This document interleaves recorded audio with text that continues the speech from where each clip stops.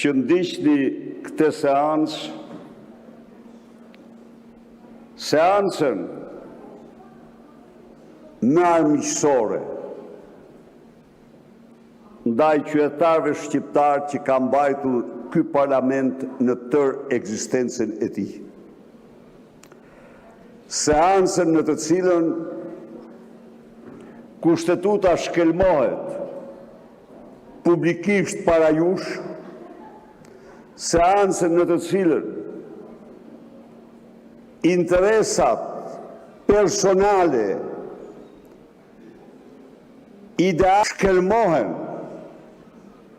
publikisht, seancën në të cilën fati apo e ardhmja europiane e Shqipërisë shkelmohet publikisht për shkak të interesave kriminale të Edi Rams dhe organizatës tij kriminale.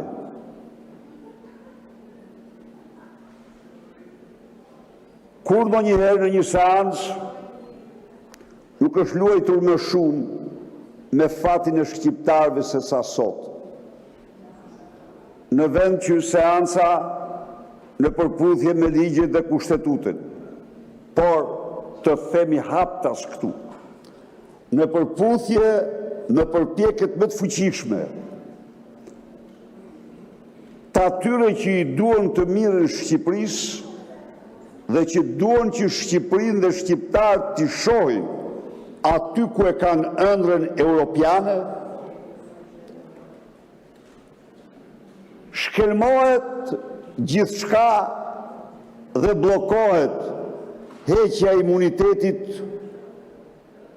të Lubi Ballukut, e faktuar me qindra dhe mijëra dokumenta së bashku me Edi Ramën për dhjedhje të miliarda eurove në prokurimet publike, në pasuritë publike, për bllokimin e sistemit të drejtësisë që përbën një krim madhor kushtetues nga Edi Rama dhe Lubi Balluku.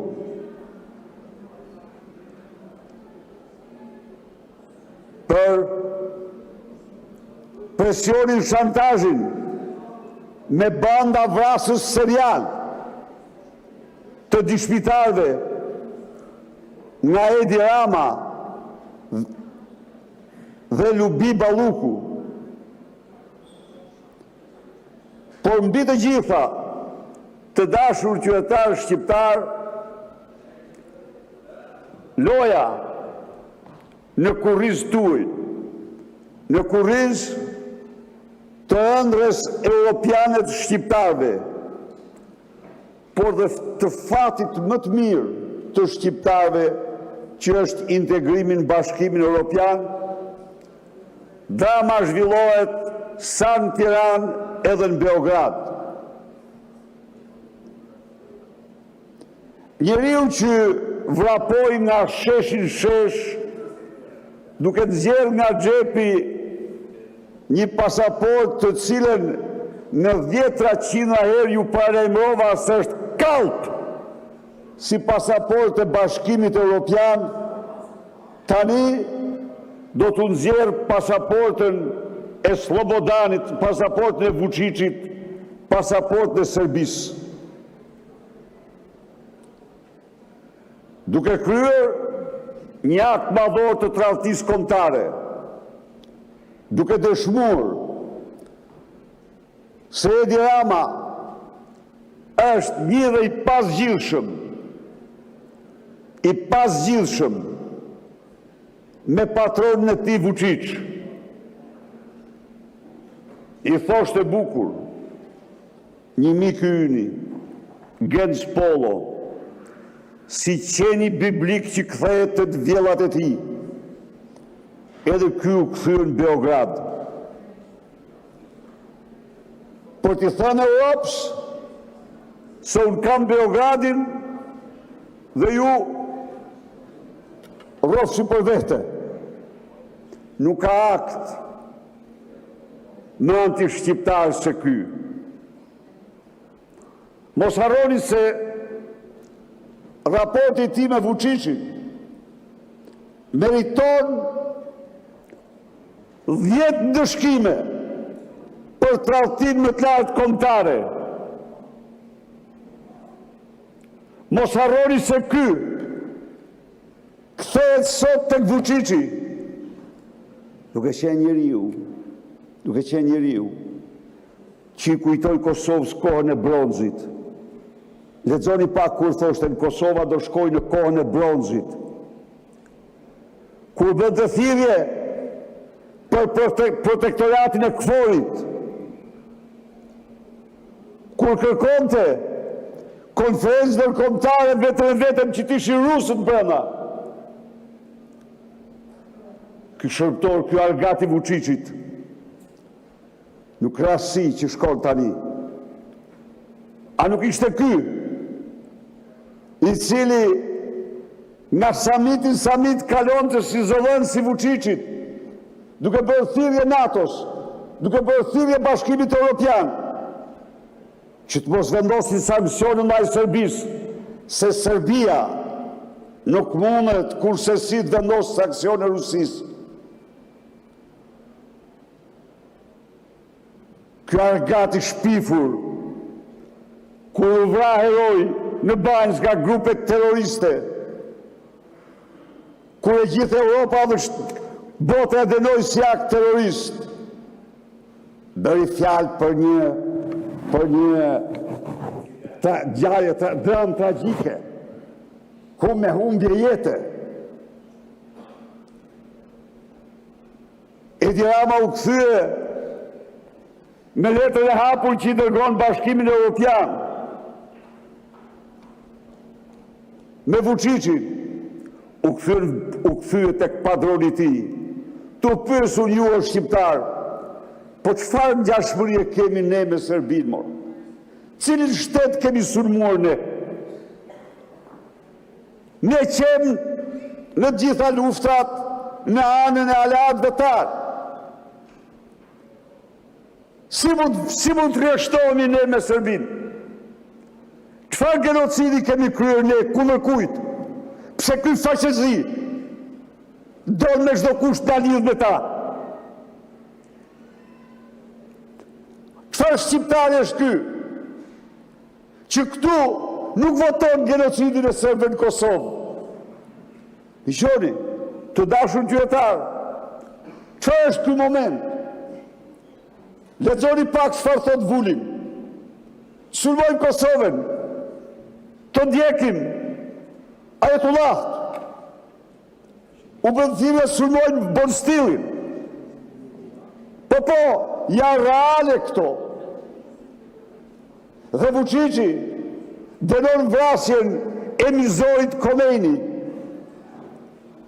Ky faqezi del me letër të hapur për Bashkimin Evropian së bashku me Vučićin. Aja kuptaj një shqiptar ju apo jo mor? A i një shtetas të këti vendi, a i një qytetar të këti vendi, e do një këtë vend apo e uhreni një lojë si a i. E gjitha kjo, për të mbrojtur krimet e ti, për të mbrojtur lubin e ti. Kjo që po ndodhë në Shqipëri është një akt i pak shembull, letra hapur, që ne do jemi me Serbinë, nuk jemi me ju. Na ipnjat e tregtinë e lirë dhe rrofshes për tjerat i zgjidhin vetë, se do krijojmë me Serbinë dhe Ballkanin e hapur të afërm tonë. Nuk duam pasaportën tuaj, duam pasaportën serbe. A i shqiptar ju apo s'jeni, çfarë jeni ju? Haram, keni çdo pikë të qumshtit nërës që keni piju këtu. E gjitha të për lubinë, për e gjitha më shënë për lubinë, se lubinë e u fëtë të njerë, dhe i që dhe lumë të shkrimë... Përfundoj koha, Zoti Berisha. Nuk e diri që qajtë. Zoti Berisha, përfundoj koha.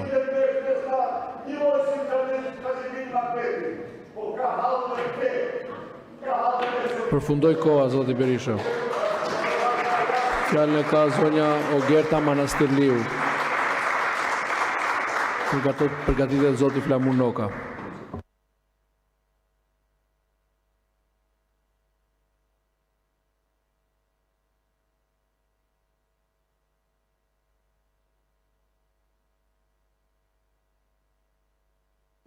Faleminderit nderuar kryetar, nderuar kolegë deputet, të dashur qytetar. Sot diskutojmë për ndryshimet ligjore në ligjin për arsimin parauniversitar. 3 ndryshime shumë të rëndësishme, që prekin direkt mësuesit, prekin cilësinë e arsimit, prekin gjithëpërfshirjen e arsim, prekin aksesin e arsim. Ndryshime të cilat janë mos e domosdoshme, të kërkuara, të diskutuara me grupet e interesit dhe gjithashtu të sjella sot për miratim, shpresoj që të ketë të gjithë mbështetjen e të gjithë kolegëve në sallë, sepse vërtet ndikojnë drejt për drejt në mbështetjen e asetit tonë më të çmuar, që janë mësuesit tanë. Është e vërtet që reforma e rritjes pagave garantoi për të parën herë një mbështetje për mësuesi duke çuar pagën mesatare të mësuesve në 950 euro. Për herë të parë u rritën kualifikimet për gjatë programit e edukimit në vazhdim të mësuesve tanë. E gjithashtu u bë e mundur që të zvoglonim atë vakum, atë hapësirë që ekzistonte mes pagave të mësuesve të ciklit fillor, të 9 vjeçar me gjimnazat. Dhe thënë kjo, edhe këtë vit, ashtu sikur se ne jemi zotuar dhe do ta bëjmë çdo vit, rritja e pagave për mësuesit do të vijojë. Këtë vit u aplikua për herë të parë indeksimi në kategorinë e mësuesve, jo vetëm për shkollat e arsimit parauniversitar të përgjithshëm, por edhe ato profesional dhe plus 2.5% indeksim, e gjithashtu edhe rritje e mbështetjes financiare deri 3.000 lek të reja çdo muaj. Pra, mësuesve edhe këtë vit i është rritur paga me 360 euro në vit, përfshirë këtu pra edhe indeksimin. Dhe kjo rritje pagave për mësuesit do të vijojë si pjesë e programit ton qeverisës. Nga ana tjetër, reforma e pagave krijoi mundësinë që ne të bënim hapat tjerë dhe ashtu sikur se shpjegoi edhe Ministri i Arsimit, edhe nismëtarja në këtë propozim kolegja Kushi, u vërejt se në kuadër edhe të ndryshimeve të bëra dhe miratimit sistemit Bolonjës,